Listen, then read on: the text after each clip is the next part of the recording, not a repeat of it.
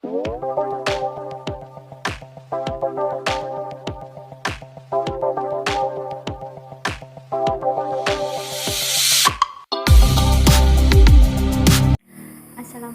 warahmatullahi wabarakatuh.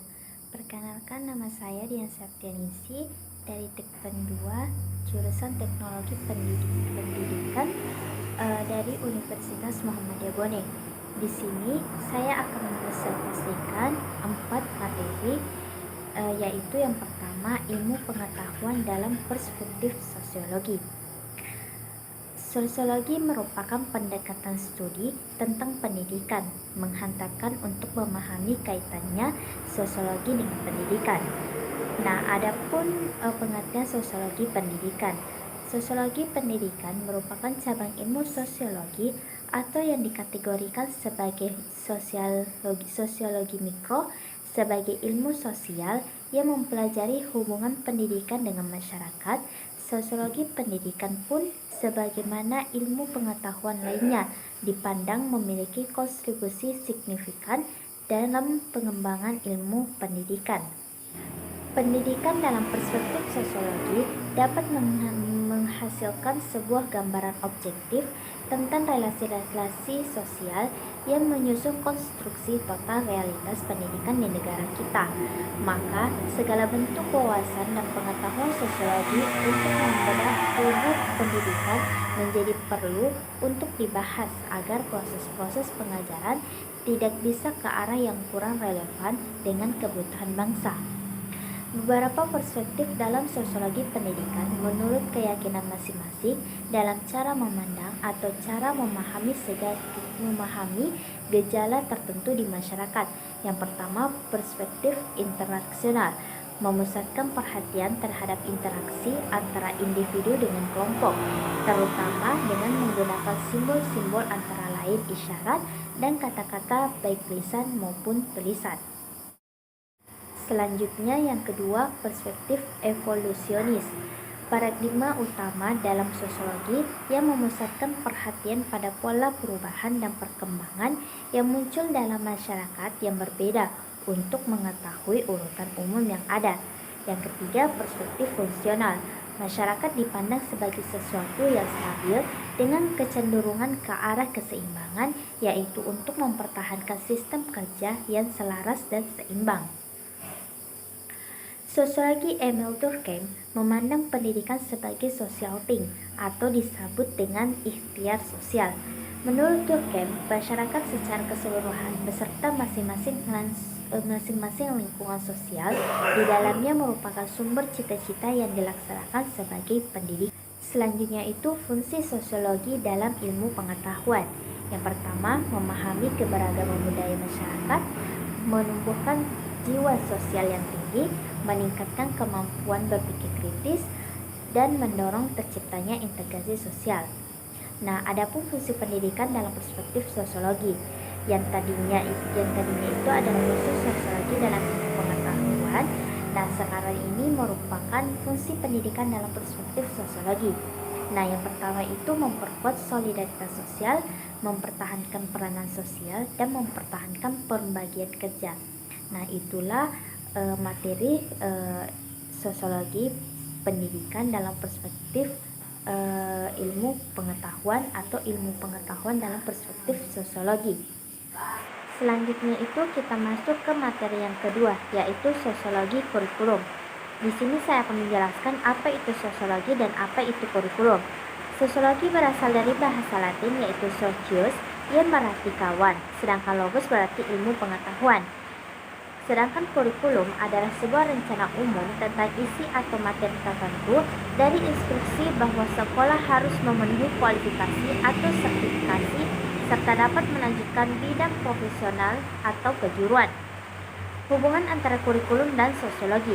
Salah satu tujuan pendidikan adalah untuk mempersiapkan peserta didik hidup dalam kehidupan masyarakat.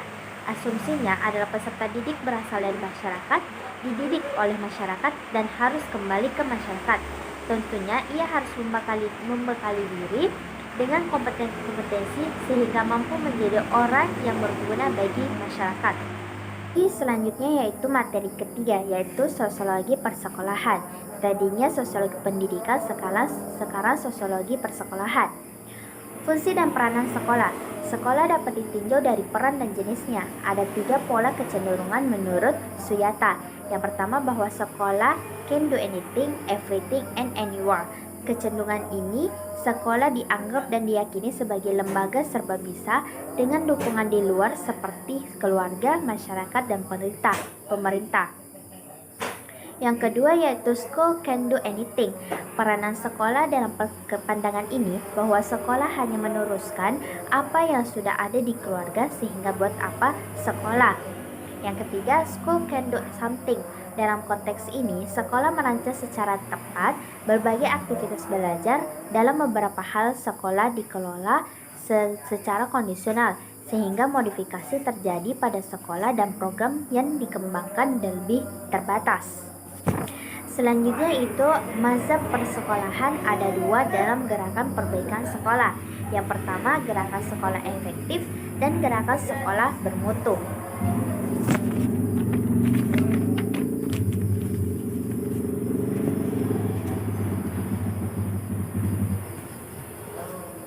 Nah, selanjutnya itu adapun tipe-tipe budaya sekolah yang cenderung mendukung perbaikan adalah yang pertama bersifat kolaboratif, yang ketiga memiliki hubungan kerja dengan perguruan tinggi, memiliki iklim untuk berubah, mempertahankan iklim positif untuk perubahan adalah prasyarat yang penting untuk perbaikan. Nah, itu adalah materi yang ketiga. Baiklah, kita akan memasuki materi yang terakhir, yaitu materi keempat, yaitu warisan kebudayaan. Pengertian kebudayaan menurut bahasa. Kebudayaan yaitu kultur berasal dari bahasa Belanda, culture berasal dari bahasa Inggris, berasal dari perkataan Latin, coller yang berarti mengolah, mengerjakan, menyuburkan, dan mengembangkan, terutama mengolah tanah atau bertani. Dari segi arti ini berkembanglah arti kultur sebagai segala daya dan aktivitas manusia untuk mengolah dan mengubah alam. Menurut bahasa Indonesia, kebudayaan berasal dari bahasa Sanskerta yaitu budaya, yaitu bentuk jamak dari budi yang berarti budi atau akal.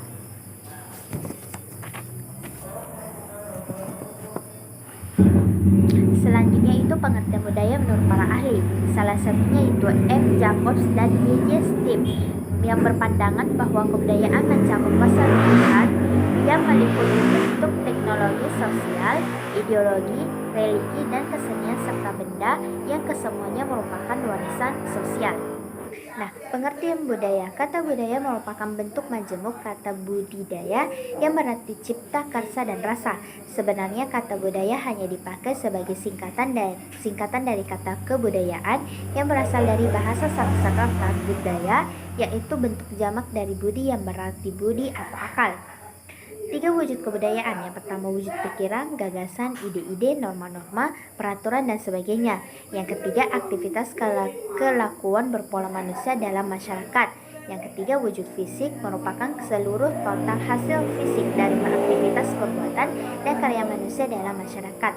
Nah, itulah yang bisa saya sampaikan. Tadi itu adalah 4 materi yang saya sampaikan tadi. Semoga apa yang saya sampaikan bermanfaat bagi kalian semua. Jika ada kata-kata yang kurang dipahami atau salah, mohon maaf. Hanya itu yang bisa saya sampaikan. Wassalamualaikum warahmatullahi wabarakatuh.